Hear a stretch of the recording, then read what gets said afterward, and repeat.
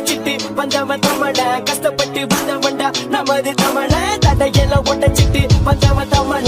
படிச்ச மட்டும்தான் கடைக்கும் சோறு படிப்பு இல்லனா குடிப்ப கூடு படிச்ச மட்டும்தான் கடைக்கும் சோறு படிப்பு இல்லனா சொல்லு தமிழ கீழே தமிழ